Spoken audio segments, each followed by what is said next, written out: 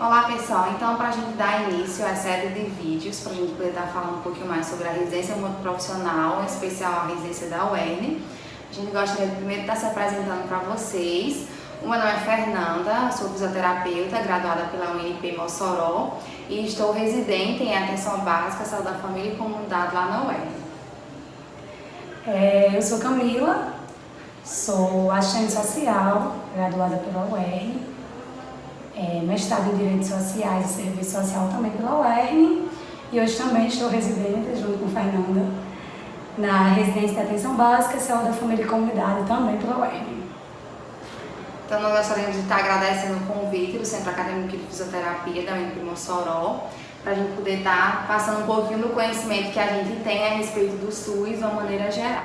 Então, pessoal, agora entrando no nosso assunto, nós vamos estar abordando um pouquinho da Lei 8080. Por quê? Porque a Lei 8.142 é uma lei que vai estar complementando a Lei 8080. Então, é importante que a gente tenha um pouquinho de conhecimento sobre a Lei 8080, certo? Porque por que surgiu a Lei 8142? Essa lei surgiu porque quando foi feita a Lei 8080, não foi citado nada sobre a participação popular no SUS. O que está citando na Lei 8080? Condicionantes determinantes em saúde e também quais são as condições para a gente poder ter promoção, proteção e recuperação da saúde. Então, não foi citado como é que a população pode estar participando da saúde. Então, por isso que foi criada a Lei 8142. Continuando aqui na Lei 8080, o segundo artigo vai estar dizendo que a saúde, ela é um direito de todos, né, um direito fundamental de nós seres humanos, e o Estado, ele deve estar provendo as condições necessárias para que nós tenhamos acesso à saúde de qualidade.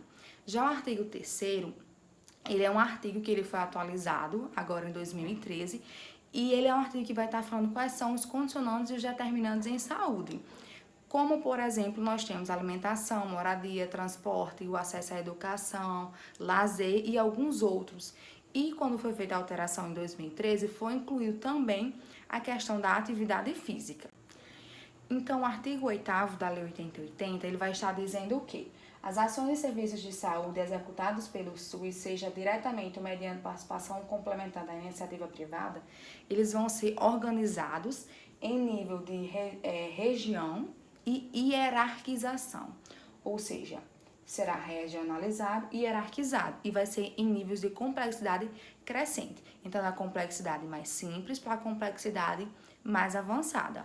Já o 9º artigo vai estar dizendo que existe em cada âmbito, em cada esfera do nosso governo, um órgão que ele é responsável pela saúde. Então, por exemplo, na União, qual seria esse órgão? O Ministério da Saúde. No Estado, qual seria? Seria as CESAPs, né, que são as Secretarias Estaduais de Saúde. E no município, são as Secretarias Municipais de Saúde. Bom, então depois a gente fazer aquele resgate da Lei 8080, nós vamos realmente iniciar a abordagem do conteúdo sobre a Lei 8142. Então vamos lá. O que é que está dizendo no primeiro artigo dessa lei? Está dizendo que o SUS, em cada esfera de governo, vai ter 2 instâncias colegiadas. E aí, eu faço a segunda pergunta para vocês. Vocês sabem o que são instâncias colegiadas? Então, vou tentar dar aqui um breve resumo para vocês do que são instâncias colegiadas através de um exemplo. Digamos que vocês moram em um condomínio. Esse condomínio vai ter os moradores que vão estar se reunindo em assembleia para discutir sobre várias coisas a respeito do condomínio. Sobre o fato de estar zelando o condomínio, que precisa ser mudado, melhorado, que precisa permanecer. E aí, digamos que nesse condomínio existam 100 moradores.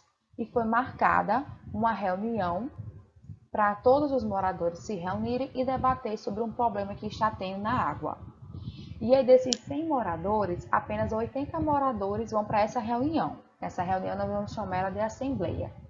E aí, a quantidade de moradores que for para essa reunião será o pessoal que vai estar decidindo por todos os moradores. Ou seja, se só 80 moradores foram para a reunião, os 80 moradores estarão respondendo pelos 100 moradores. Então, isso que é instância colegiada. É quando você tem assembleias, e nessas assembleias, as pessoas que estão presentes é que vão estar votando e decidindo pelos demais. Entendido? Então, agora que a gente sabe que são instâncias colegiadas, nós vamos saber quais são essas instâncias colegiadas que nós vamos ter em cada esfera de governo? Então, qual é a primeira instância? São as conferências de saúde, né? E aí, como é que vai acontecer essas conferências de saúde? Essas conferências, elas são realizadas de 4 em 4 anos e vai ter a representação de diversos segmentos sociais. Esses segmentos nós vamos estar citando eles um pouquinho mais lá para frente. E aí, como é que vai acontecer essa conferência, né? Ela vai ser convocada pelo Poder Executivo ou pelo Conselho de Saúde. E aí, o que é o Poder Executivo? O Poder Executivo são as pessoas que executam as leis. Então, por exemplo, quem é que vai chamar aqui no município de Mossoró, Rio Grande do Norte, para ter as conferências de saúde? Dentro do Poder Executivo seria a Secretaria de Saúde. Então, será convocado para ter conferências ou pelo Poder Executivo ou pelo Conselho de Saúde. E essas conferências, elas acontecem nos 3 âmbitos, ou seja, existem as conferências municipais, existem as conferências estaduais e existem as conferências nacionais. Ano passado, existiu a nacional, estadual e municipal. No mesmo ano que acontece a nacional, também vai acontecer a estadual e a municipal. E aí, como eu já havia dito, é de 4 em 4 anos. Qual é a segunda instância colegiada? É justamente o Conselho de Saúde. E aí, o que é o Conselho de Saúde? Ele tem caráter permanente e deliberativo e é um órgão colegiado, que foi o que nós já falamos um pouquinho no início. O Conselho de Saúde, ele vai ser composto por representantes do governo, prestadores de serviços, profissionais da saúde e por nós que somos usuários do SUS. E aí, é importante a gente destacar uma outra informação sobre essas instâncias. Essas instâncias terão organização e normas de funcionamento definidas por elas próprias. Ou seja, o Conselho de Saúde vai fazer o seu regimento próprio. Do mesmo jeito, a conferência terá o seu regimento próprio e ambos deverão ser aprovados pelo respectivo conselho. Pulando para o artigo 2º, ele vai estar falando um pouquinho sobre a FNS. O que é a FNS? É o Fundo Nacional de Saúde. É através desse fundo que é feito um repasse dos recursos da saúde para os municípios, estado ou para o Distrito Federal. Então, o que é que esse artigo 2º está dizendo no primeiro inciso? Ele diz que as despesas de custeio e de capital do Ministério da Saúde, seus órgãos e entidades de administração direta e indireta. Então, isso é um dos locais onde será alocado o recurso do Fundo Nacional de Saúde. O segundo inciso diz que os investimentos previstos em lei orçamentária de iniciativa do Poder Legislativo e aprovados pelo Congresso Nacional. Isso será alocado o Fundo Nacional de Saúde. No terceiro inciso, nós estamos dizendo que será alocado esses recursos nos investimentos previstos no plano quinquenal do Ministério da Saúde. O quinto inciso vai dizer que será alocado esse recurso como uma cobertura das ações e serviços de saúde a serem implementados pelos municípios, estado ou pelo Distrito Federal. Ou seja, o que é que a gente pode perceber? Que para ser recebido o recurso para a saúde, existem diversas formas onde esse recurso ele vai ser alocado. Então, ele não é simplesmente jogado para a esfera do governo, né? Do estado, município ou Distrito Federal. Existem alguns locais, digamos assim, alguns cantos onde esse dinheiro ele realmente será investido, né? Digamos, existem parâmetros para isso.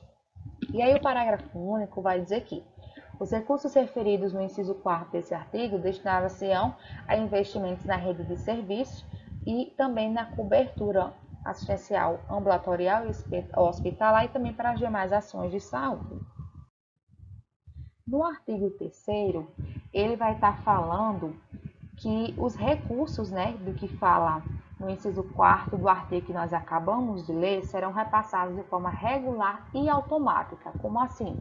Será de fundo a fundo.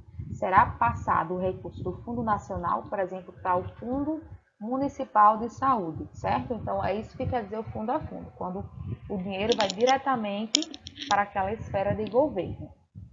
Só que para isso, ele tem que está realizando, né, está conforme os critérios que vai estar previsto no artigo 35 da Lei 8080, que foi aquela lei que a gente fez um resgate. Então, por exemplo, um dos critérios é que se tenha conselho de saúde. Aí, digamos que o local, né, a instância, seja o Estado, o município ou o Distrito Federal, não tenha o plano de saúde e também não tenha o conselho de saúde. O que é que vai acontecer? Aquele local não vai mais poder estar administrando aquele dinheiro, aquele recurso.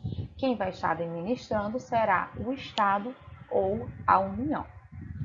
Então, o parágrafo 1º do artigo 3º está dizendo assim: enquanto não for regulamentada a aplicação dos critérios, né, que eu falei um pouquinho deles agora para vocês, será utilizado para o repasse de recursos exclusivamente o critério estabelecido no parágrafo 1º do mesmo artigo. E aí é legal que vocês deem uma paradazinha e voltem lá para a Lei 8080 e dê uma olhada e uma estudada bem legal no artigo 35 para vocês poderem entender um pouco mais sobre essa questão dos repasses. O que é que está dizendo o parágrafo 2º do artigo 3? Que os recursos referidos nesse artigo serão destinados pelo menos 70% aos municípios e o restante ao Estado, ou seja, 70% para os municípios, 30% será para os estados. E aí, o terceiro parágrafo vai estar dizendo que os municípios poderão estabelecer consórcio para a execução de ações e serviços de saúde, remanejando entre si parcela de recursos previstos. E aí, eu volto a fazer uma pergunta para vocês. Vocês sabem o que é um consórcio? Vou citar aqui um exemplo. Digamos que na cidade que eu moro, não existe um local para os meus usuários do SUS estarem realizando radiografias.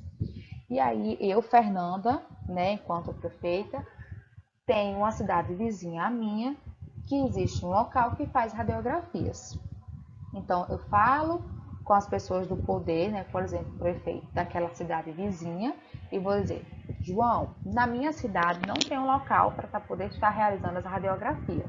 Na sua cidade tem isso.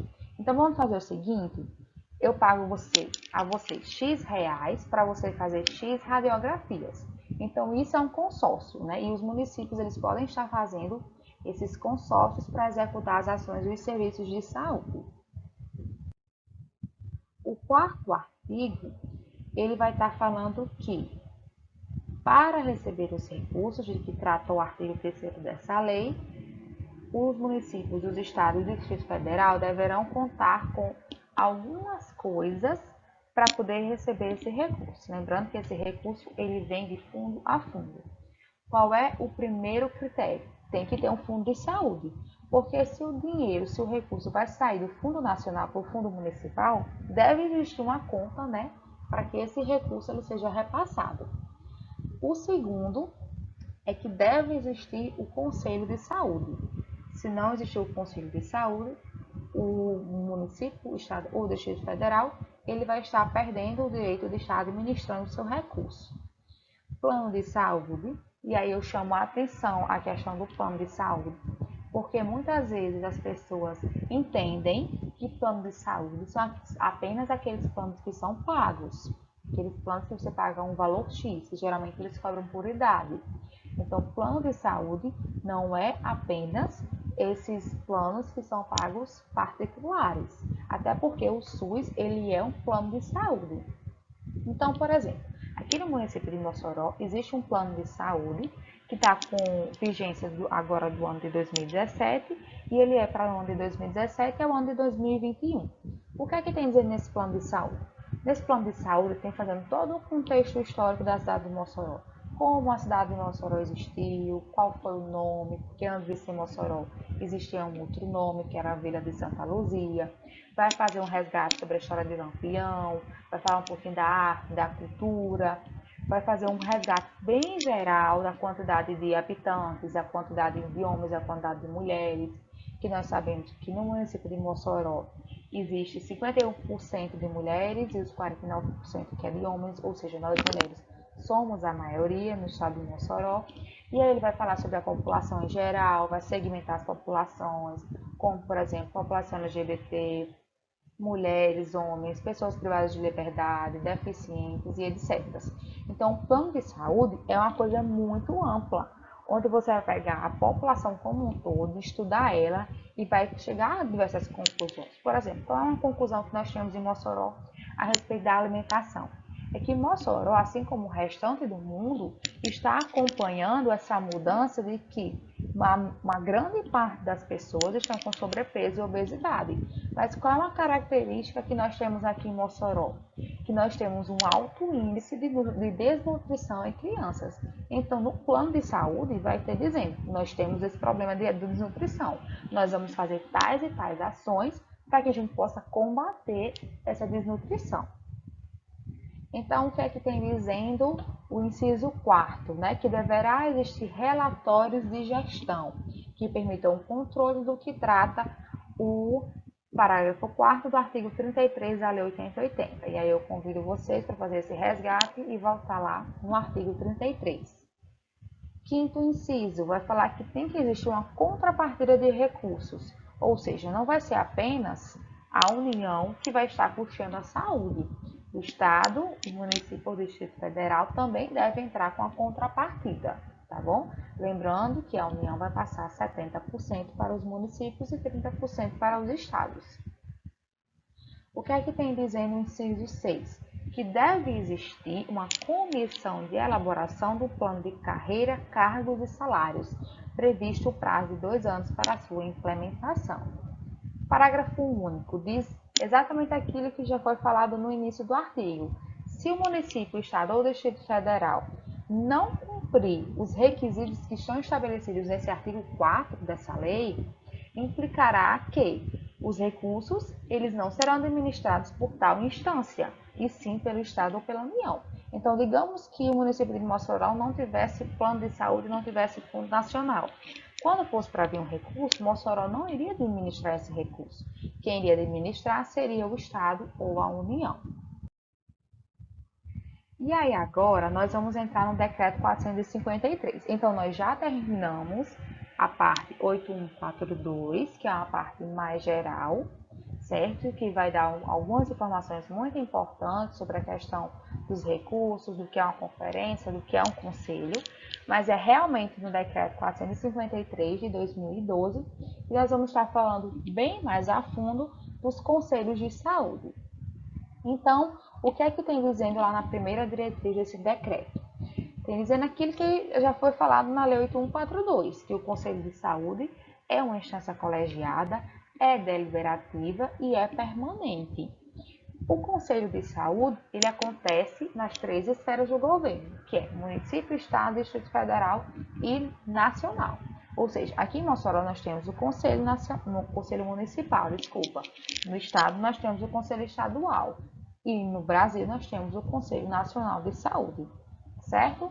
A segunda diretriz vai dizer que a instituição dos Conselhos de Saúde é estabelecida por lei federal, e aí vai citar a Lei 8142, né, para afirmar que o Conselho de Saúde é previsto em lei e a lei é essa, que é a Lei 8.142. Parágrafo único diz o seguinte: na instituição e reformulação dos Conselhos de Saúde, o Poder Executivo, respeitando os princípios da democracia, deverá acolher as demandas da população aprovadas nas conferências e em consonância com a legislação. Relembrando, quem é o Poder Executivo? E aí nós temos esse balãozinho vermelho para relembrar vocês o que é o Poder Executivo. Passando mais adiante, na terceira diretriz, é uma diretriz que cai muito, tanto em concurso como em residências. E se a gente não se atentar às porcentagens, pode ser que vocês e eu também tenhamos questões, né, a respeito dessa terceira diretriz. Por quê? Essa terceira diretriz vai dizer que a composição do conselho ela é uma composição paritária. E aí, o que é uma composição paritária? Às vezes as pessoas têm uma imagem de que paritário é necessariamente igual. Mas o que é o igual desse paritário? É que vai ser paritário em relação dos usuários em relação aos demais segmentos. E aí vai falar aqui também que o presidente do conselho ele vai ser eleito entre os membros do conselho em uma reunião plenária, tá certo? Se no município, por exemplo, não tiver essas entidades, instituições e os movimentos organizados em número suficiente para compor o conselho, a eleição ela vai ser realizada em uma plenária no município, promovida pelo conselho, mas de uma maneira ampla e democrática. E aí nós vamos entrar para uma questão de que nós realmente precisamos saber e aprender sobre as porcentagens da composição paritária. Primeiro inciso vai dizer que o número de conselheiros é definido pelo Conselho de Saúde e é constituído em lei. O inciso segundo vai dizer que as vagas elas vão ser distribuídas em posição paritária. Mas como é a forma dessa composição paritária? Primeiramente, 50% vai ser representado por nós, que somos usuários do SUS. 25% composto pelos trabalhadores da saúde e os outros 25% será composto por representantes do governo e prestadores de serviços privados, conveniados ou sem fins lucrativos. Então, relembrando, a paritariedade é em relação dos usuários ao representante dos demais segmentos. Então, é 50% usuário, 25% trabalhadores da saúde e os outros 25% é dividido entre o governo e os prestadores de serviços conveniados ou sem fins lucrativos. Então, vamos para um exemplo para a gente poder aprender um pouco mais na prática como é essa distribuição das vagas. Então, nós temos aí um gráfico representando a paritariedade, lembrando que é em relação dos usuários ao conjunto dos demais segmentos.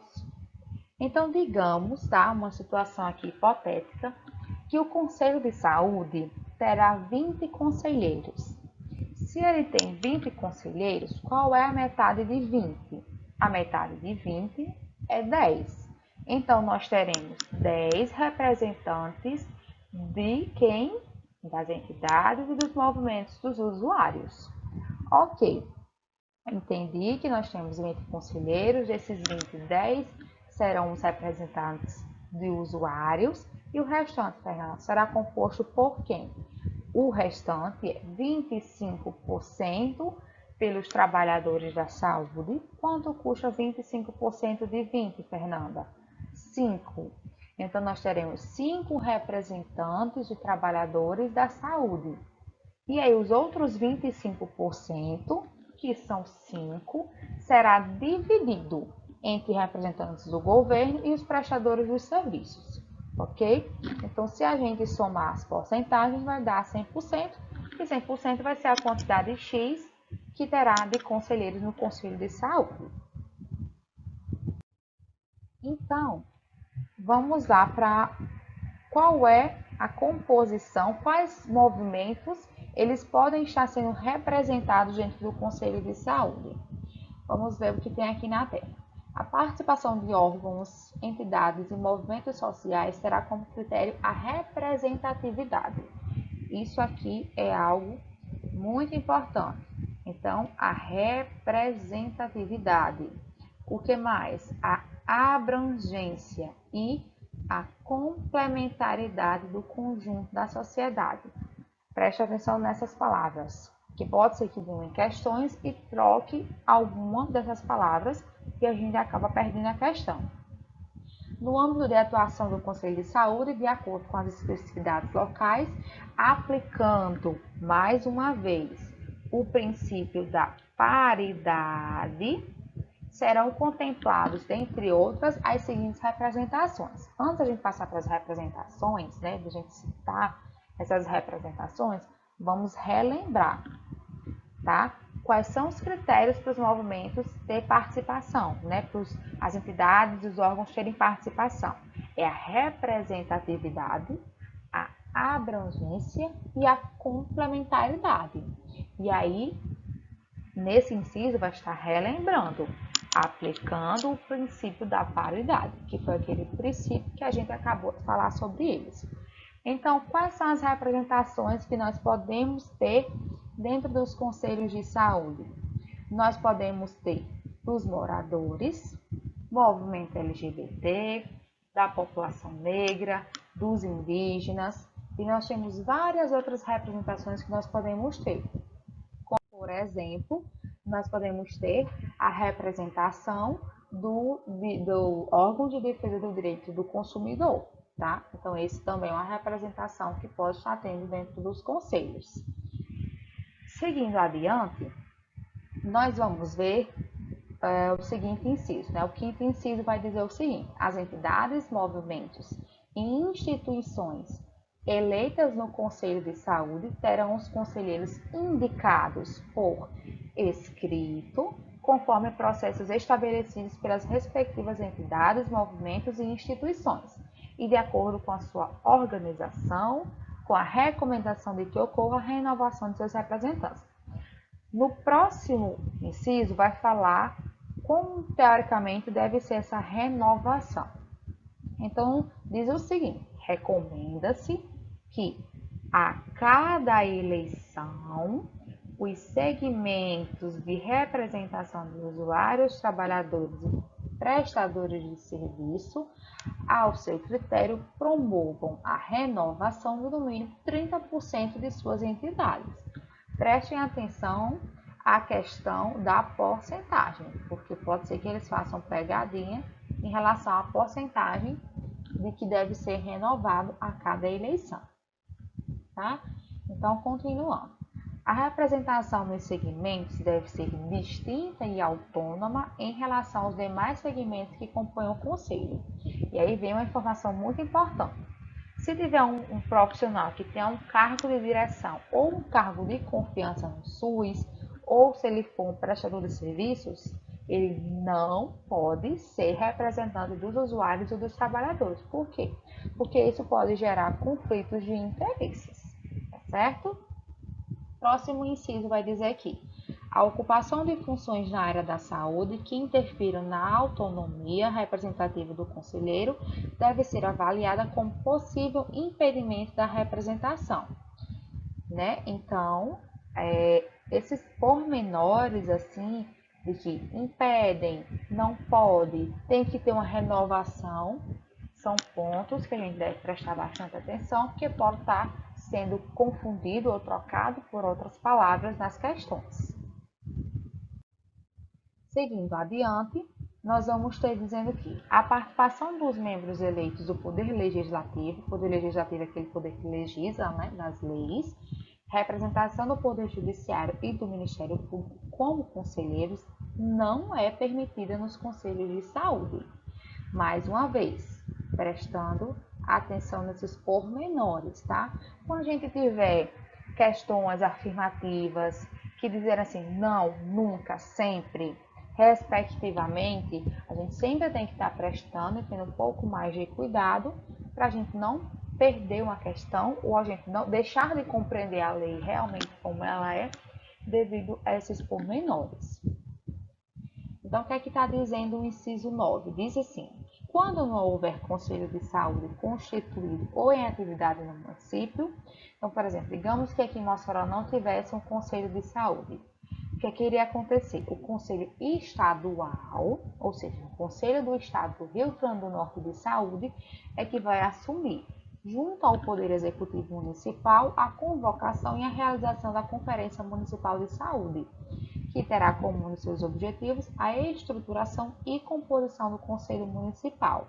O mesmo será atribuído ao Conselho Nacional de Saúde quando não houver Conselho Estadual de Saúde constituído ou em funcionamento. Então, vamos lá. Digamos que o município de Mossoró não tenha um Conselho Municipal de Saúde. Se o município de Mossoró não tiver um Conselho Municipal de Saúde, quem é que vai assumir o Conselho Estadual de Saúde? E aí vem outro questionamento. Digamos que nós não temos um Conselho Estadual de Saúde. Quem é que vai estar assumindo o Conselho Nacional de Saúde? Tá bom? Então, isso é uma coisa que nós também temos que prestar atenção. O próximo inciso vai dizer o seguinte: que quando você é um conselheiro do Conselho de Saúde, a sua atividade, a sua função dentro do conselho, ela não vai ser uma função remunerada. Por quê? Porque esse é um cargo, né, um exercício de relevância pública. E então, isso vai garantir o que? A dispensa do trabalho sem prejuízo para o conselheiro. Então, por exemplo, digamos que você trabalhe em um órgão, né, em um instituto, e você precise da declaração de participação para quando tiver as reuniões, e você precisa estar presente enquanto conselheiro. Então, o que acontece? O Conselho de Saúde ele vai emitir para você uma declaração de participação. Lembrando, você não terá remuneração, mas você terá, né, a justificativa, a declaração de participação do conselho emitida para você entregar ao seu órgão, entidade ou instituto a qual você esteja trabalhando. O inciso 11 vai dizer que o conselheiro, no exercício de sua função, ele vai responder pelos seus atos, né? Isso aí de uma certa forma, até lógico, digamos assim. E aí agora nós vamos partir para a questão da estrutura e do funcionamento dos conselhos de saúde, que é o que vai tratar a quarta diretriz, que diz o seguinte: as 3 esferas de governo, quais são essas esferas? Nacional, estadual, municipal e Distrito Federal. Elas devem garantir a autonomia administrativa para o pleno funcionamento do Conselho de Saúde, com dotação orçamentária, autonomia financeira e organização da secretária executiva. Nós também devemos estar prestando atenção nesses 3 palavrinhas aqui, porque também costuma cair muito em questão. Que o que é dotação orçamentária, autonomia financeira e organização. O que isso quer dizer? O Conselho de Saúde que vai ter o seu próprio regimento, vai dizer como ele vai funcionar e vai dizer qual é o recurso que ele vai estar precisando para estar funcionando, tá bom? O que mais que tem falando nessa quarta diretriz? Tem falando que vai existir as plenárias, né, da Assembleia, as reuniões do Conselho de Saúde, pelo menos. E aí, uma outra questão, também devemos prestar atenção nesse pormenor aqui. Deverá acontecer no mínimo, prestem atenção na palavra mínimo, tá? No mínimo a cada mês. Ou seja, se nós temos 2 meses, né? No caso seriam 12 reuniões, desculpa.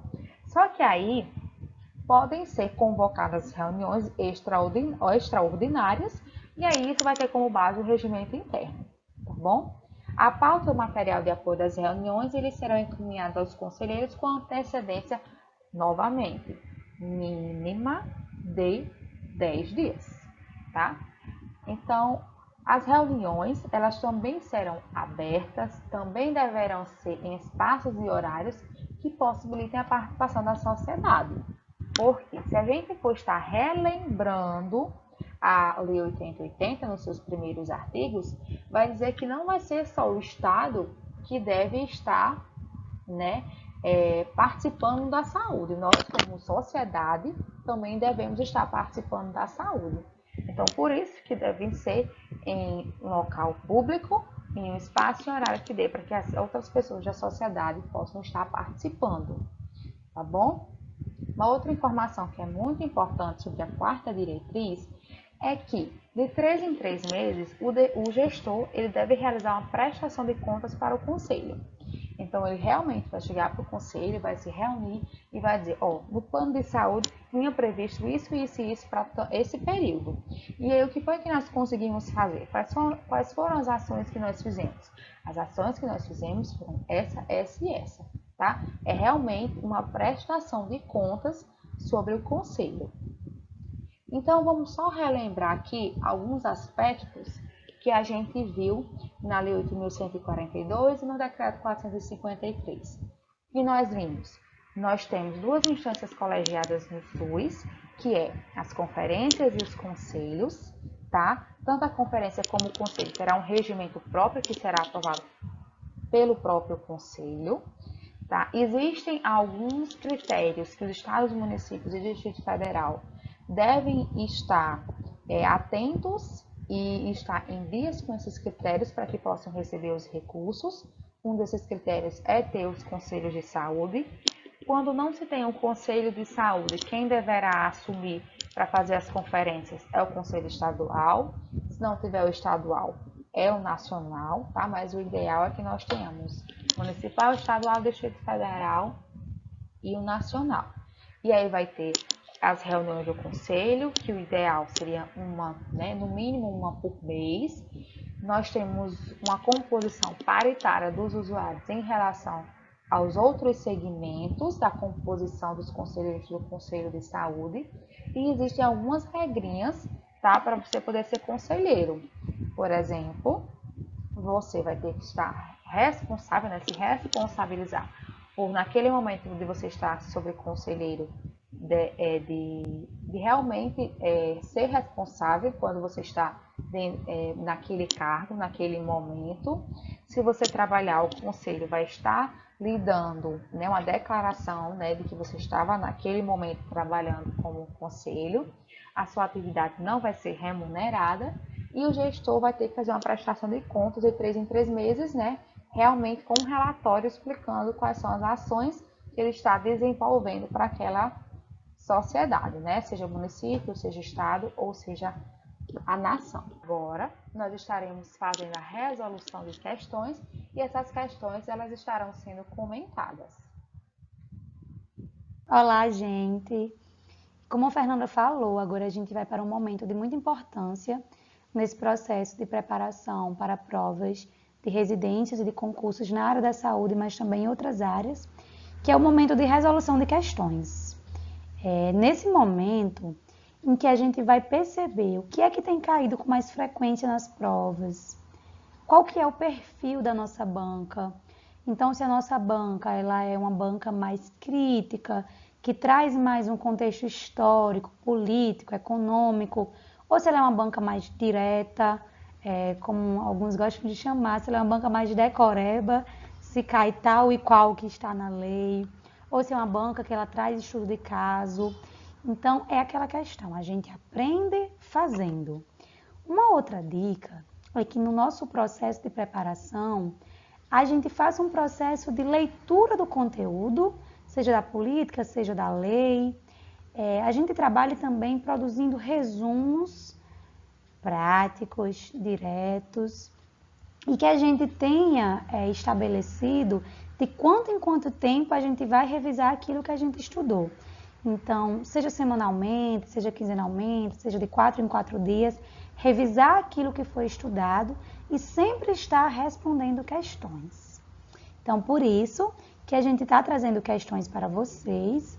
A gente tentou aqui abordar a maior quantidade de assuntos das diversas formas que, na metodologia da prova da residência nutricional em atenção básica e saúde da família de Mossoró, esse assunto que Fernanda abordou até agora cai.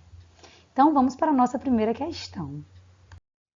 E a outra dica que eu trago para vocês é que quem ainda não respondeu sozinho ou sozinha essa lista de questões, dá um pause no vídeo que o Centro Acadêmico de Fisioterapia da UNP disponibilizou aqui na legenda o link de acesso a essa lista de questões.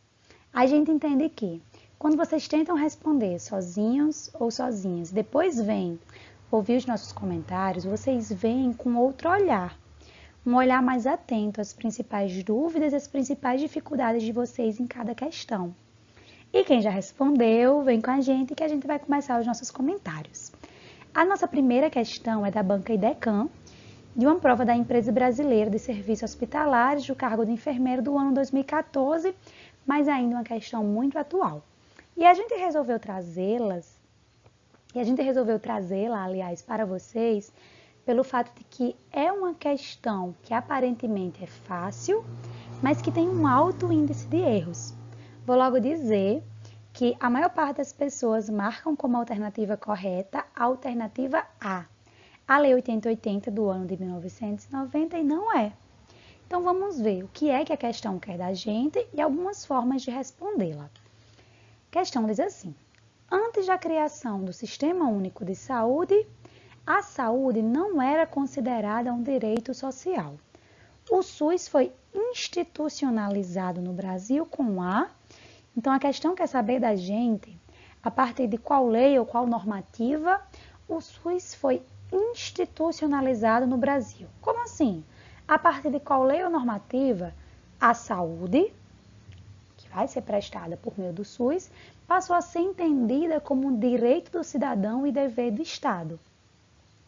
A dica que eu dou para vocês é que a gente procure primeiro as alternativas erradas para poder encontrar a correta com mais segurança.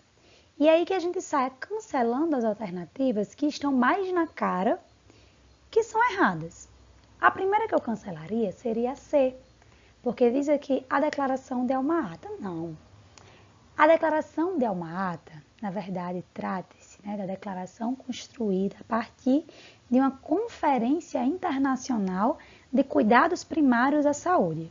Óbvio que foi e é importante para o Sistema Único de Saúde pensar essas contribuições, esses acúmulos acerca da atenção primária à saúde, da prevenção de doenças, promoção da saúde, cuidados primários, trabalho de comunidade, pensar tudo isso no SUS, mas não é quem institucionaliza no SUS. Não é quem institucionaliza o SUS ou a saúde como é um direito do cidadão e dever do Estado no Brasil. Outra alternativa que eu cancelaria logo de primeira seria a D, que fala Constituição Federal de 1967. Em aulas ou em estudos sobre a trajetória das políticas de saúde no Brasil, vocês vão perceber que até antes da Constituição de 1988, a política de saúde no Brasil ela vai passar por uma histórica desigualdade. Então, a saúde no Brasil era de forma restrita e excludente o acesso a ela.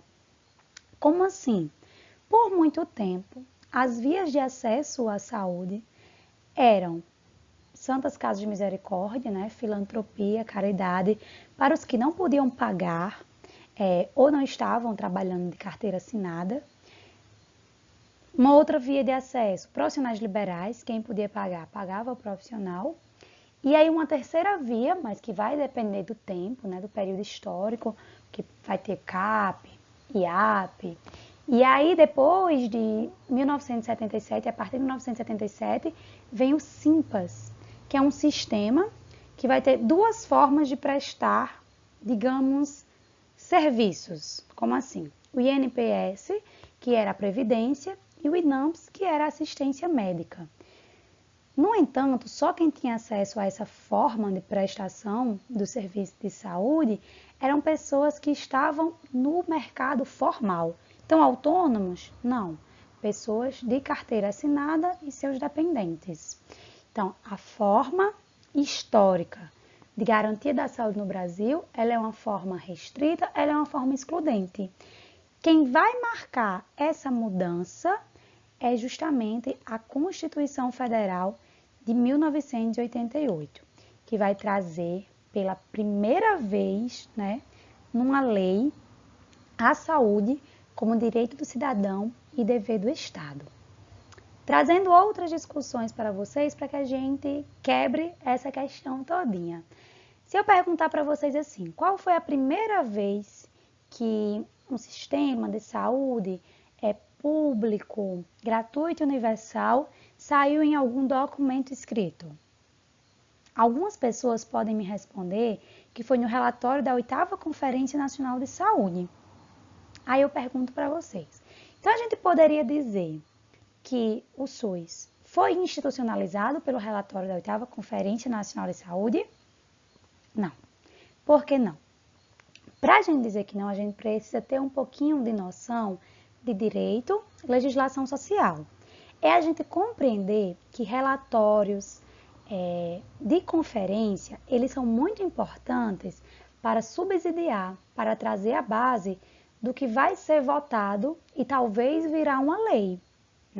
Se a gente parar para ver a Constituição Federal, a Lei 8080, a Lei número 8.142, trazem muitos acúmulos do relatório final da 8ª Conferência. Mas o relatório final, o documento em si, da 8ª Conferência Nacional de Saúde, ele é um documento que vai ser importante para subsidiar, né, o debate, o acúmulo, mas ele não é lei. Ele precisa se tornar lei, ser incluído por alguma lei para que isso seja colocado para o Brasil como lei. E foi isso que aconteceu na Constituição Federal, né? A Constituição Federal é a primeira lei que traz a saúde como direito do cidadão e dever do Estado, uma saúde pública, gratuita e universal. E a Lei 8080 do ano de 1990, a Lei 8080 do ano de 1990 vai trazer, já depois da Constituição Federal de 88, como deve se organizar esse serviço, esse sistema de saúde, como vai ser o funcionamento desse sistema de saúde, qual a concepção de cuidados em saúde. Então, vamos lá. Constituição Federal de 1988 traz a saúde como direito cidadão e dever do Estado. Posteriormente, a Lei número 8080 do ano de 1990 vai trazer como vai se organizar esse sistema. E a Lei número 8.142/90 vai ser a complementação da 8080, digamos assim. Por quê? Vejam que ambas são do mesmo ano. A gente pode se perguntar aqui, para que duas leis do mesmo ano sobre a mesma coisa? Como assim a mesma coisa? Juntinhas a 8080 e a 8.142 vai trazer as bases do Sistema Único de Saúde. A 8080 com a concepção de cuidados em saúde, com a organização desse sistema e com seu funcionamento, e a 8.142 com a questão do controle social e participação popular no SUS e a dimensão do financiamento, não é? E aí, uma discussão que eu acho importante trazer para vocês, porque pode cair em outras provas, é a de que, na saúde, para alguns autores, há a Lei Orgânica da Saúde, a LOS.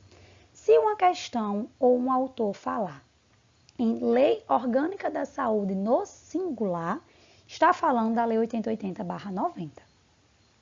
Se algum autor ou alguma questão falar sobre as leis orgânicas da saúde no plural, entendam que este autor ou esta questão estão falando sobre as duas. A 8080 do ano de 1990 e a 8.142. Por quê? Porque o processo de criação dessas normativas foi o seguinte.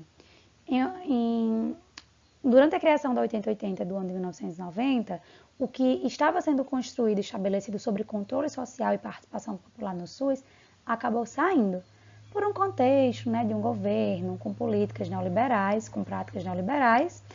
E aí, depois de pressão da população e movimento, é que no mesmo ano é criado uma lei, digamos, complementar, que vai trazer sobre o que ficou fora da 8080. Vai trazer sobre o controle social e participação popular no SUS. Então, não esqueçam disso. Uma outra informação muito importante, que fique anotadinho no caderno, pegue um caderno e anote, é que quando os editais trazem o conteúdo programático, geralmente eles trazem assim, SUS. Pronto. Só isso. E muitas pessoas estudam só a 8080 e a 8.142, ou então apenas a 8080. E o que eu quero trazer aqui para vocês é que a saúde no Brasil, a construção do Sistema Único de Saúde, ele foi e é, diariamente, inclusive, um processo de perdas, de ganhos, de pressão, de correlação de forças, de classes em disputa. Então, ele é um processo.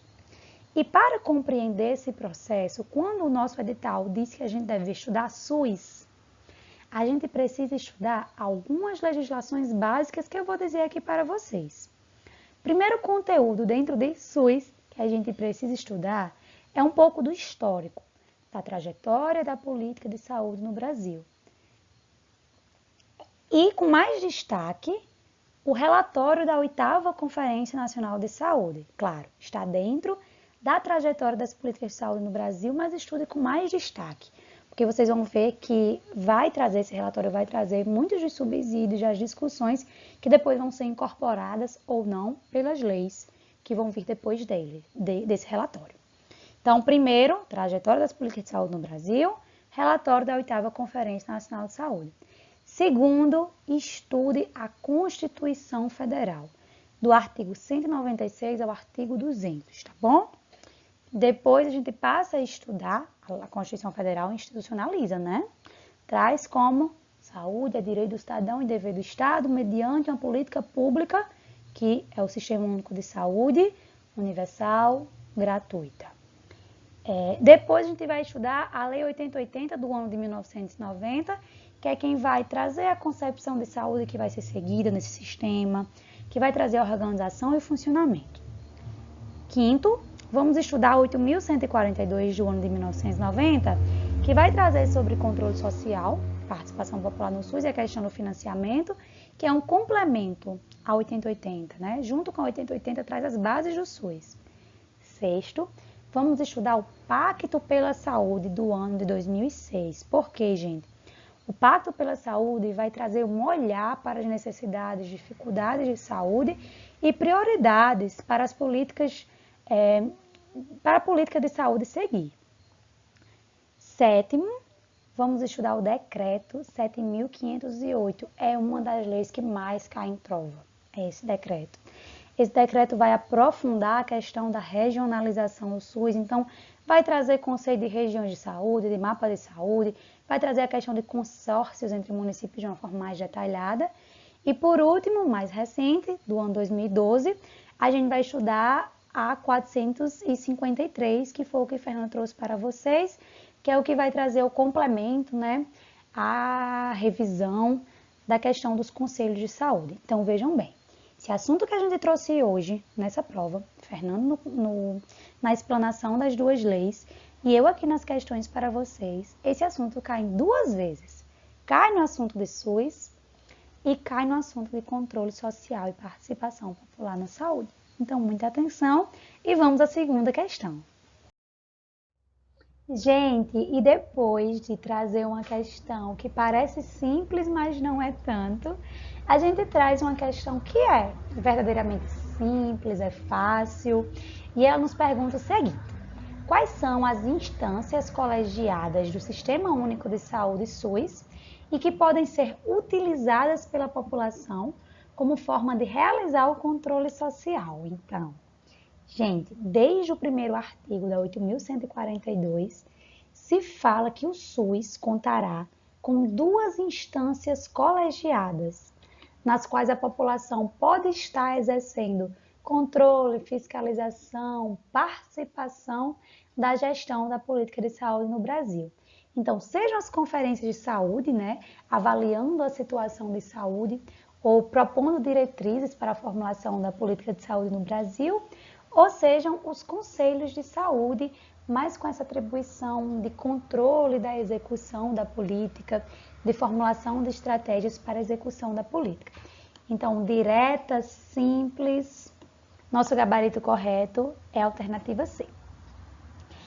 Dentro dessa temática, outra coisa que eu posso estar trazendo para vocês é que a 8.142 ela vai trazer esses dois órgãos colegiados, essas duas instâncias, que é o Conselho e a Conferência de Saúde. E a 453, como a Fernanda trouxe, vai aprofundar a questão dos conselhos de saúde, não é isso? Mas é importante que a gente reflita que outras políticas, outras normativas, como a Política Nacional de Humanização, como a Política Nacional de Educação Popular em Saúde, como a de Educação Permanente em Saúde, vão trazer a importância de outras formas de participação popular. Como assim? A importância de a gente, no nosso exercício profissional, estar se articulando com outras formas de participação popular. Sejam associações de bairro, associações comunitárias, associações de moradores, sejam coletivos e movimentos sociais que estão ali pelo território ou que contribuem com a questão da discussão em saúde, da democracia, dos direitos humanos, sejam câmaras técnicas, grupos de trabalho nos nossos espaços de trabalho. Então, infelizmente também não nos cabe trazer aqui essa discussão, mas estudem a Política Nacional de Humanização, Política Nacional de Educação Popular e de Educação Permanente, porque são políticas que caem na prova de Mossoró e em outras provas e que são muito importantes para o nosso exercício profissional. Como eu citei no início, na prova do ano passado para esse ano, 2019 para 2020, a temática do controle social e participação popular no SUS foi citada 9 vezes na prova. Seja nessas duas legislações que Fernanda trouxe para vocês e que eu estou trazendo em formato de questões, ou seja, no diálogo com essas outras políticas, humanização, educação popular em saúde e educação permanente. Então, muito importante estudar esse conteúdo e compreender o quanto se articular com movimentos sociais, associações de moradores, outros coletivos e outras organizações populares é importante para o nosso exercício profissional e para a permanência, melhora da qualidade do serviço do SUS. E aqui, a gente colocou 2 questões na mesma página, justamente porque a mesma discussão faz com que a gente acerte as 2. Uma da Prefeitura Municipal de João Câmara e outra da Prefeitura Municipal de Viçosa, no caso de concursos, não é? Então, vamos lá. Para a gente poder acertar essas 2 questões, que eu já li para vocês, mas para a gente poder acertar essas 2 questões, é importante que a gente primeiro desconstrua uma ideia. Então, quando a gente fala na Lei 8.142, a gente já é quase que automaticamente levado a lembrar do controle social, né?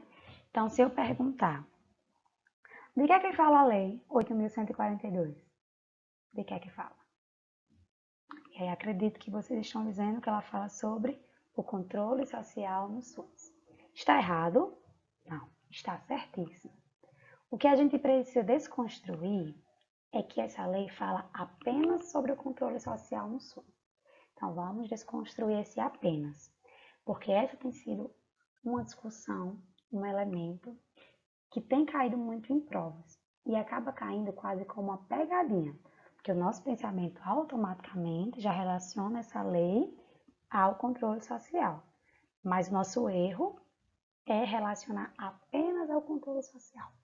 Então, não vamos esquecer de forma alguma que essa lei tanto fala sobre o controle social no SUS, como fala também sobre a questão de financiamento. Vou pegar aqui para vocês só para ler, né, logo o textinho inicial dessa lei, para a gente ver sobre o que é que ela dispõe. Então, a Lei 8.142 dispõe sobre a participação da comunidade na gestão do SUS, controle social, né, participação popular no SUS, e sobre as transferências intergovernamentais de recursos financeiros na área da saúde e da outras providências.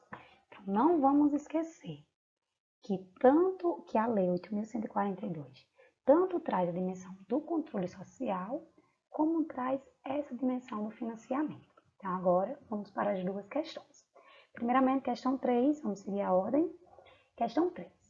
O Sistema Único de Saúde estabelece, através de lei, o controle social e os financiamentos. Assinale a alternativa que se refere a esta lei.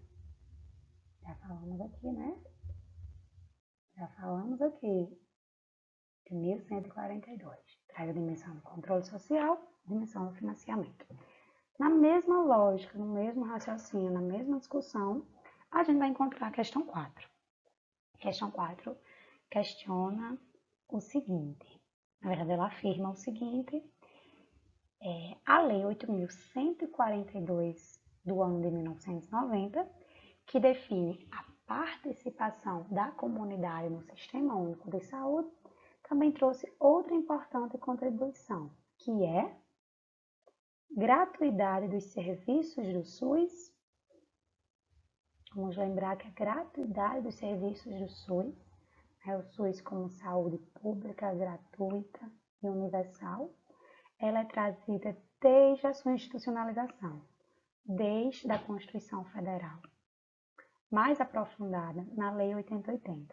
Então, ela não é uma novidade Essa questão da gratuidade dos serviços do SUS não é uma novidade da Lei 8.142. Vamos trazer aqui outra discussão para vocês dentro só dessa alternativa A, que cai muito nos concursos.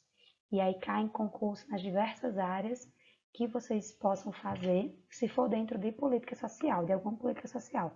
Seja da assistência, né, nas casas de longa permanência, em abrigos, seja na saúde, seja na atenção básica, seja em outro nível de atenção à saúde. Nessa alternativa A gente pode refletir o seguinte. Falei para vocês que a Constituição Federal de 1988 já traz a questão da gratuidade dos serviços do SUS. Como é que ela traz isso? Ela traz isso quando ela vai falar sobre a Seguridade Social. Então, a Constituição Federal de 1988 traz um sistema de proteção social para o povo brasileiro que é um tripé, né? Esse sistema se chama Seguridade Social e ele é um tripé. 3 coisinhas que deixam esse sistema em pé. Ops, assim. 3 coisinhas que deixam esse sistema em pé. Que 3 coisinhas ou políticas são essas? É a saúde, é a previdência e é a assistência. Então, a Constituição Federal já traz a Seguridade. Tem um capítulo na Constituição Federal que é sobre a Seguridade Social. E o tripé da Seguridade Social são essas 3 políticas sociais: saúde, previdência e assistência. E o que é importante da gente refletir para esse ou para qualquer outra seleção, para qualquer outro concurso, é que essas 3 políticas elas são diferentes. Como assim? A saúde, a política de saúde, ela é universal. O que isso quer dizer, gente? Que ela é para todos. Política de saúde, ela é universal para todos. Já a previdência, ela não é para todos. Ela é para quem contribuir. Ela é uma política contributiva. Então, ela traz retornos, ela traz benefícios, ela traz garantias para quem contribuir previamente. A gente chama isso, na área da política social, de lógica do seguro, porque você contribui, depois retorna para você. Por isso que a gente chama de segurados da Previdência Social. Vou dar um exemplo na prática para a gente entender isso bem direitinho.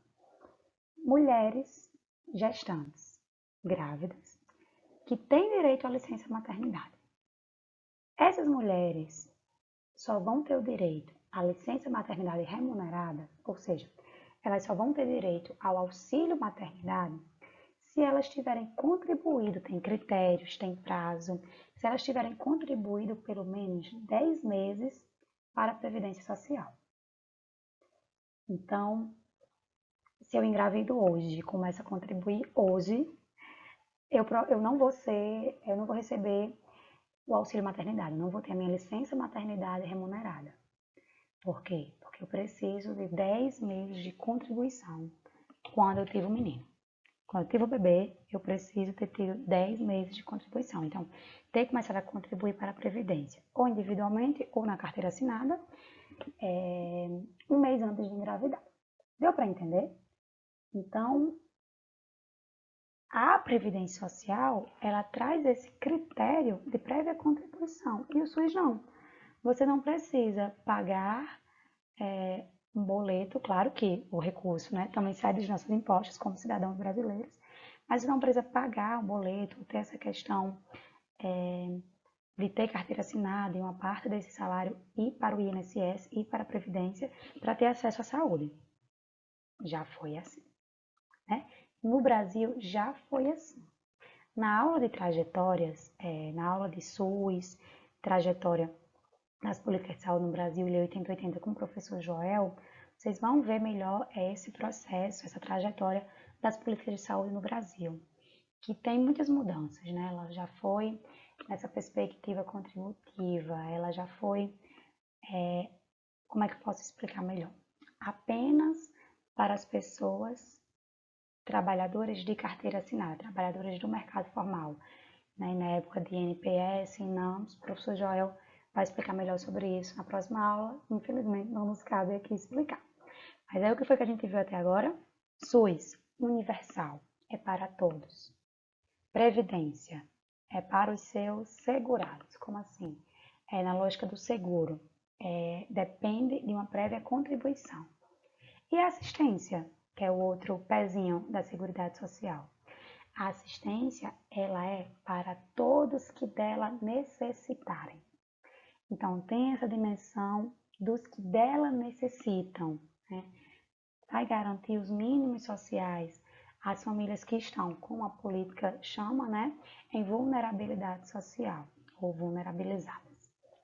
E aí a gente, agora que termina de botar um nãozinho ao lado da alternativa A, ela está errada, porque ela já vem, essa gratuidade ela já é trazida desde a Constituição Federal, no capítulo da Seguridade Social. Então, B, a implantação do acolhimento com classificação de risco no SUS. Não. Isso vai ser bem mais recente.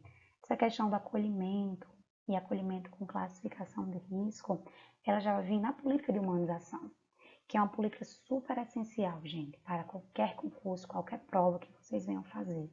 Política Nacional de Humanização. Então, o acolhimento ele vem como uma diretriz dessa política. E o acolhimento como classificação de risco vem como um dispositivo dessa política. Infelizmente, também não nos cabe trazê-la aqui agora com mais detalhes. Mas a implantação do acolhimento com classificação de risco, ela é trazida pela política de humanização. Estudem, que é muito importante, está em toda prova, todo concurso, e é muito importante também para a nossa atuação profissional. C. A obrigatoriedade da vacinação para crianças abaixo de 10 anos. A questão da imunização, da vacinação das crianças, a gente vai encontrar na caderneta da criança. Na caderneta da criança vai ter um calendário vacinal, com quais vacinas são necessárias que a criança tenha acesso, com qual idade, com quantos meses tal, com quantos anos tal. D. Financiamento da saúde. E aqui a gente encontra a nossa alternativa correta. D. Financiamento da saúde, porque a Lei 8.142, não vamos esquecer de jeito nenhum, traz sobre o controle social e a participação popular no SUS, né? Então, essa questão da participação da comunidade na gestão do SUS, seja contribuindo para a formulação de política, seja como o Conselho de Saúde, né? Fiscalizando, monitorando também a materialização dessa política, mas ela também traz a questão do financiamento da saúde. Na letra da lei, traz sobre as transferências intergovernamentais dos recursos financeiros. Então, temos aqui o nosso gabarito. Alternativa correta, corretíssima. Alternativa D. E por último, a gente teria a regionalização dos serviços de saúde. A Lei 8080 já vai falar que esse sistema ele vai ser regionalizado. Por que fala que ele vai ser regionalizado? Porque vocês também vão ver com o professor Joel na próxima aula que na trajetória das políticas de saúde, no Brasil, por muito tempo era tudo focado no federal, era de cima para baixo. E aí com o SUS vai se trazer essa mudança, né? As coisas elas são descentralizadas, elas são regionalizadas, elas são mais democratizadas nesse sentido da gestão. Como assim? O município também ganha muita autonomia. E isso porque a 8080 vai entender que o município é quem está mais perto da população, da demanda da população. Então, o município vai conseguir perceber particularidades, necessidades de saúde, que, por exemplo, o Ministério da Saúde não vai estar tão pertinho para perceber.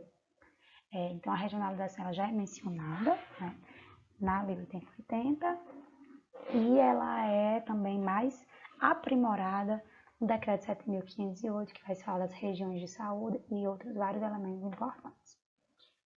E é isso. Vamos passar para a nossa próxima questão. Questão 4. A lei...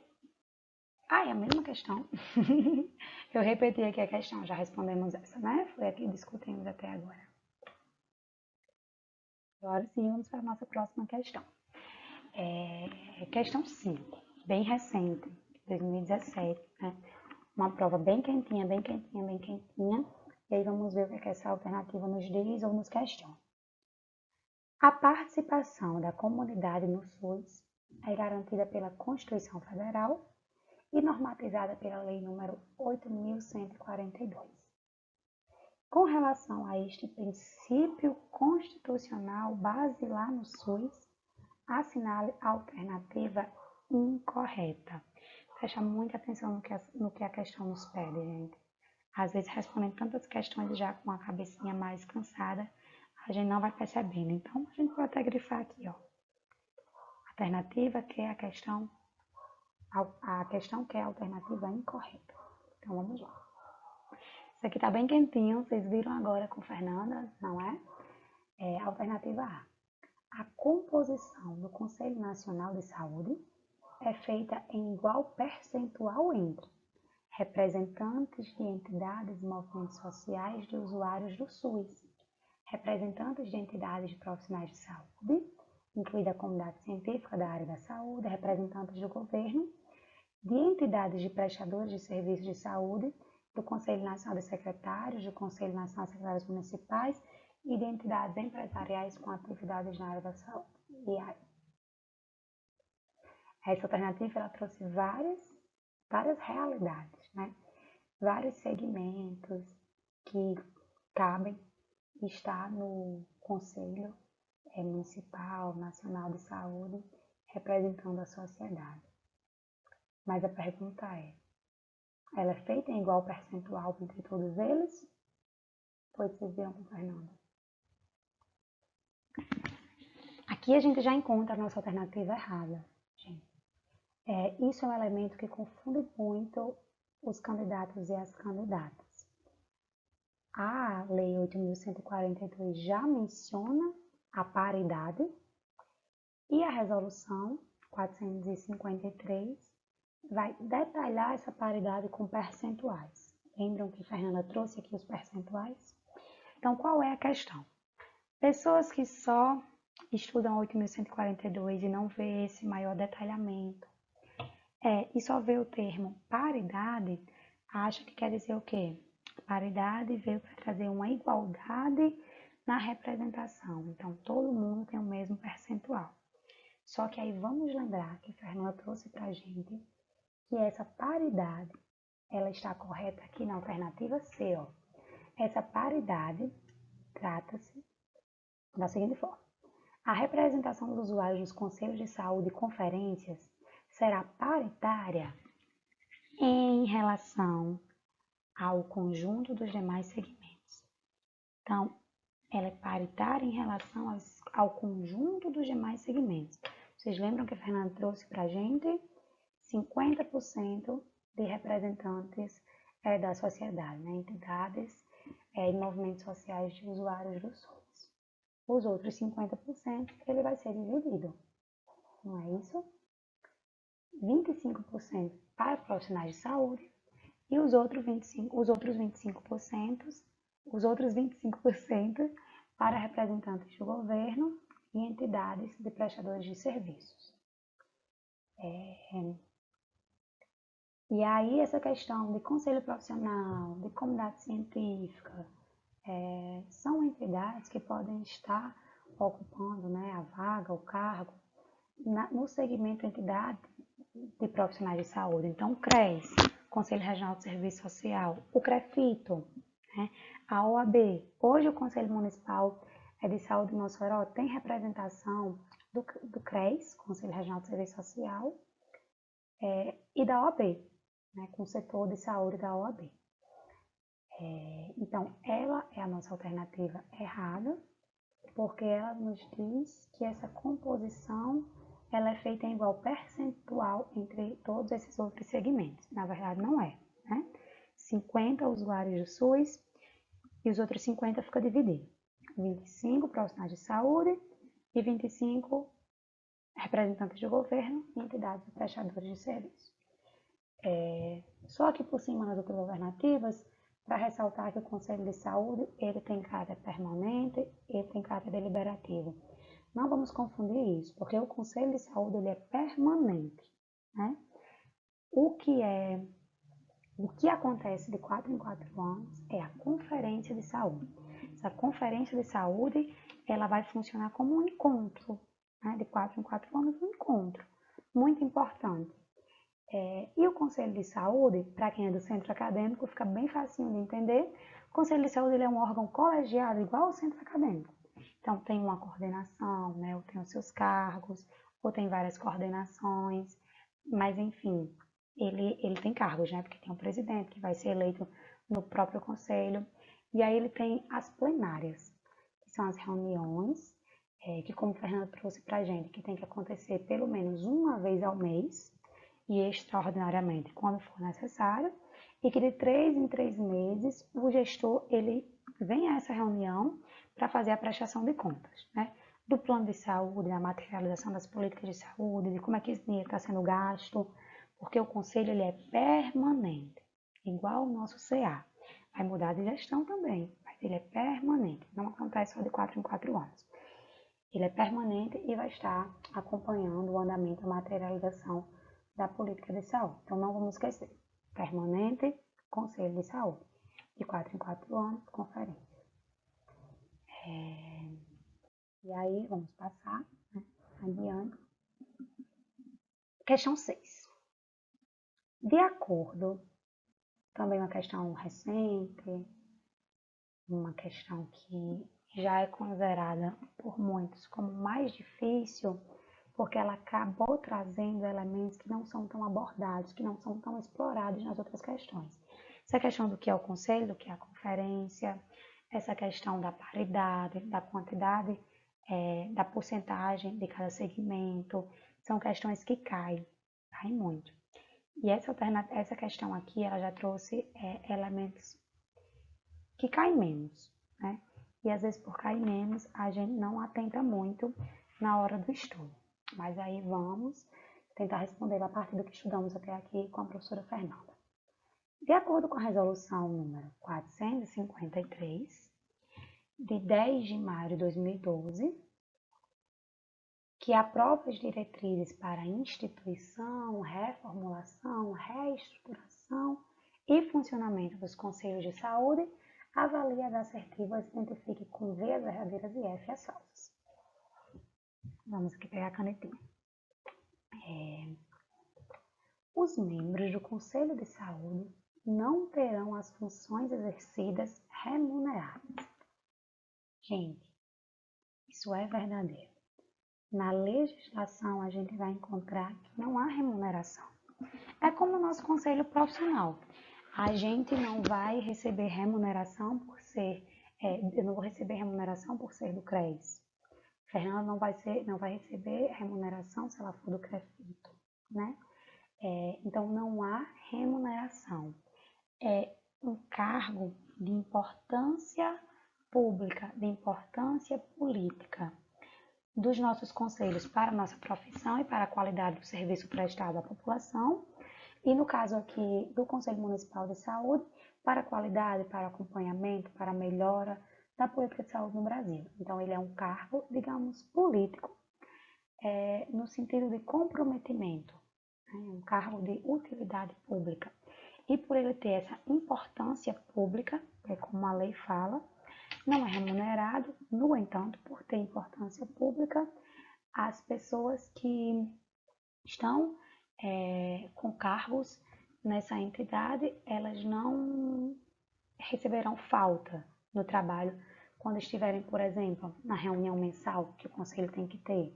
Isso tem que ser comprovado, né? Essa presença tem que ser comprovada mediante declaração. Então, esse é mais um elemento que costuma cair, viu? Então, ela é verdadeira. Membro do Conselho de Saúde não tem suas funções exercidas de forma remunerada. O presidente do conselho ganha tanto por ser presidente. Não. Segundo item, recomenda-se que, a cada eleição, os segmentos de representações de usuários, trabalhadores, prestadores de serviço, ao seu critério, promovam a renovação de, no mínimo, 30% de suas entidades representativas. Então, aqui, ó, isso é verdade, né? Tá certinho, vamos colocar ver aqui. Vocês viram com a Fernanda que tá certinho. Então, eles citam todos os segmentos, representações de usuários, trabalhadores do SUS e prestadores de serviço.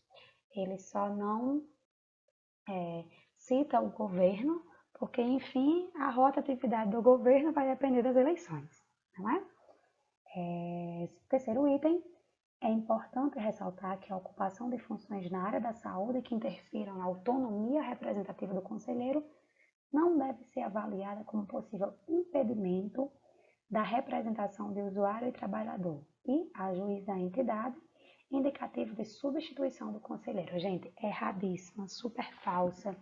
Isso daqui cai muito em questões. Muito, muito, muito, muito. O que está dizendo aqui? O que está errado aqui? Isso aqui, ó, o não. Está dizendo que eu, ou Fernanda, ou um de vocês, se um de nós tivermos um cargo na saúde pública, se a gente tiver um cargo que vai interferir na autonomia representativa do conselho, isso não vai ser avaliado como possível impedimento. Está errado. Isso vai ser avaliado como possível impedimento. Vamos explicar na prática? Se eu sou gestora, eu sou da gestão, eu sou da gerência,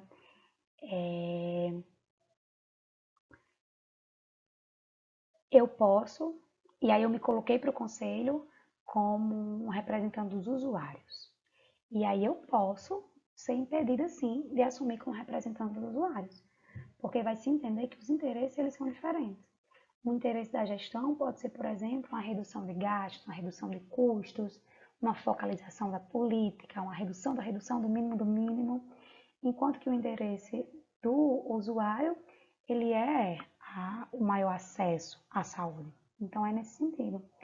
Por exemplo, eu, Camila, vamos dizer exemplo, trabalho na Unidade Básica de Saúde como assistente social, mas eu sou dona de um hospital privado aqui em Mossoró. Então, eu posso ser impedida de entrar como representante dos trabalhadores no segmento de trabalhadores da saúde, porque pode-se entender, né, se entende que o meu cargo de ser dona de um grande hospital pode chocar os interesses. Tá claro? Então, pode chocar o interesse do trabalhador da saúde, que vai estar ali, né, lutando, digamos assim, pela ampliação do acesso universal gratuito, com o meu interesse de proprietário do hospital, que vou estar pensando na questão do serviço mesmo, de um serviço pago, de planos de saúde, de redução no SUS e maiores investimentos em planos de saúde, para que eu possa lucrar com isso. Então, é nesse sentido, né? Essa questão da autonomia de cada cargo que se ocupa, ela é avaliada e pode haver impedimento sim, se perceber que há choque de interesse pelas posições que se ocupam. Ficou claro? Então ela é super falsa e cai demais.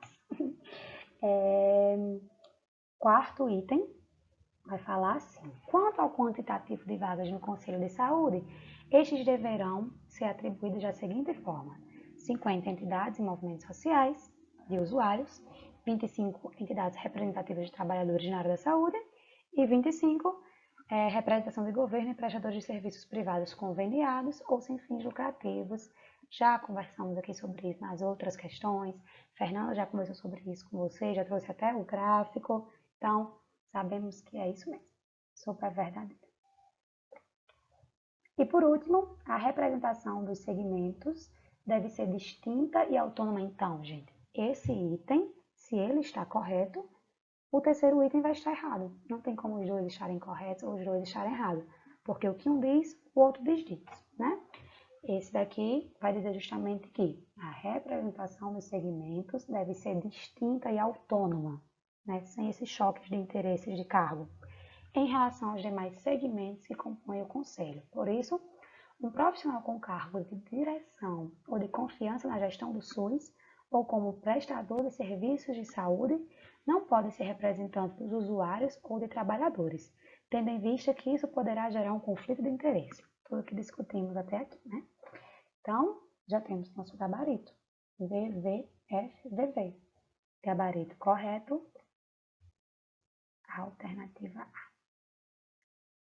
E aí, quase nos despedindo, vamos agora para a nossa última questão, que é a cereja do bolo. A última questão, ela é bem recente, bem quentinha, saindo do forno agora nesse ano, é de 2019 para 2020, é a última seleção da residência, e ela fala o seguinte, né? correto afirmar o quê?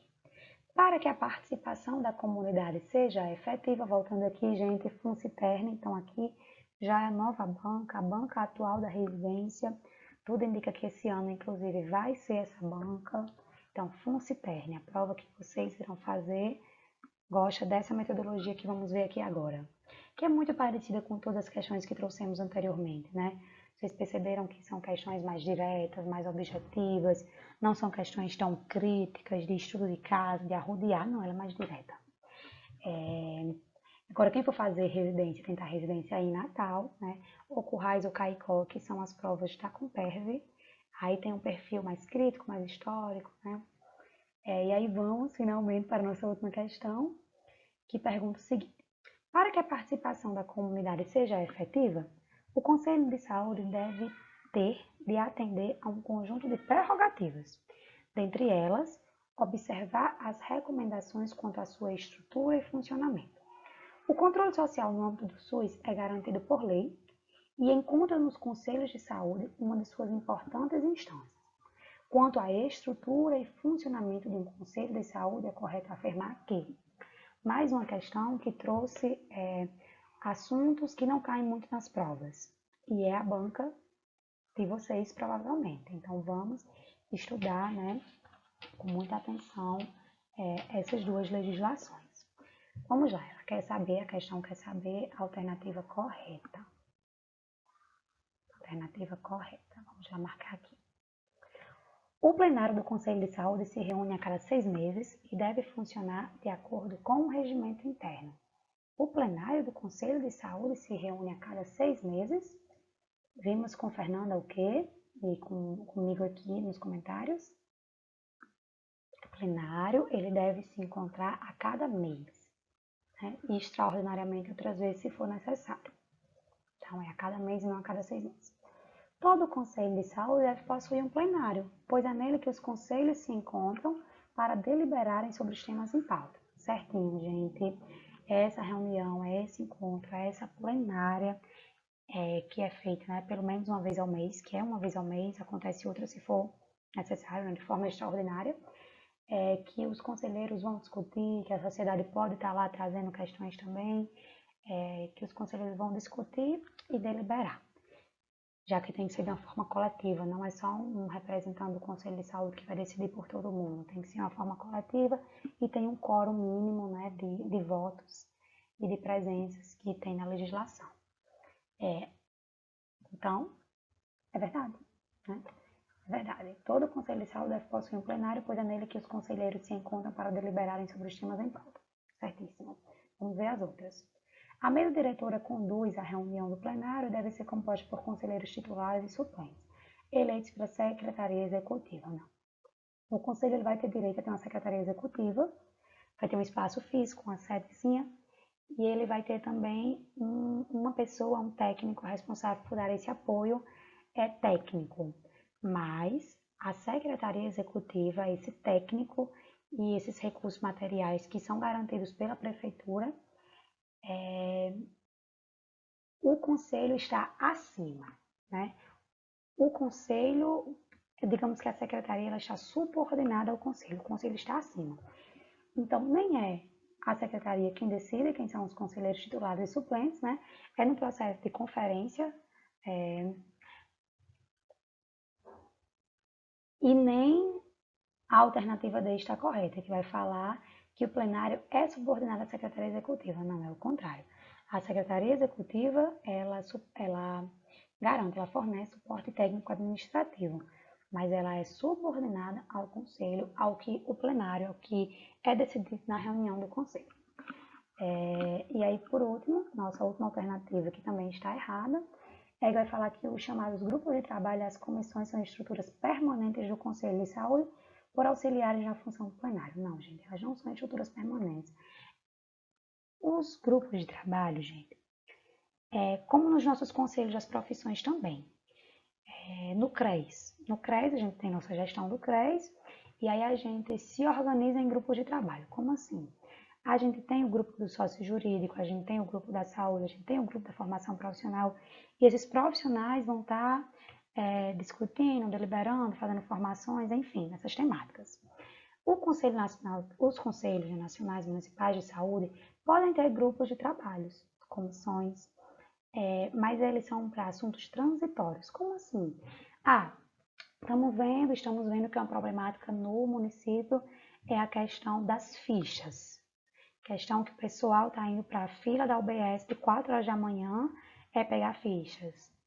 Um exemplo, né? Também não temos essa realidade na nossa UBS.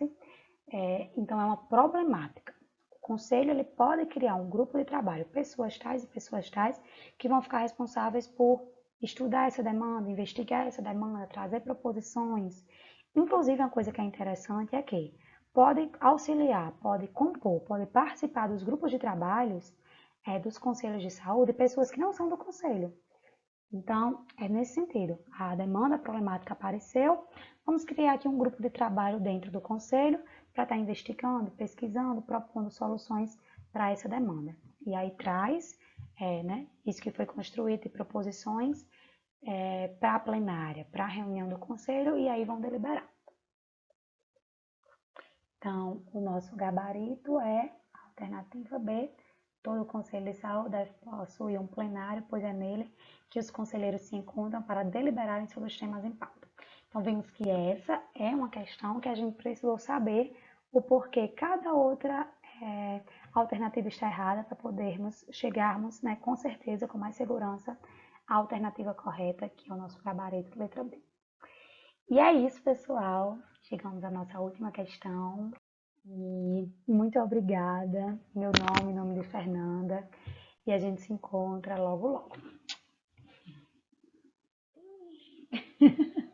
E aí, gente, voltamos para a Fernanda dar o tchau dela. Cadê? Tá aparecendo? É pra cá. Então, gente, eu queria só agradecer novamente ao Centro Acadêmico por estar nos convidando para estar junto com vocês falando um pouquinho sobre SUS. E se vocês gostaram, deixem comentários, curtam, compartilhem para os amigos, que é muito importante para a gente. E é isso. When I popped off, then you go gave me just a little bit.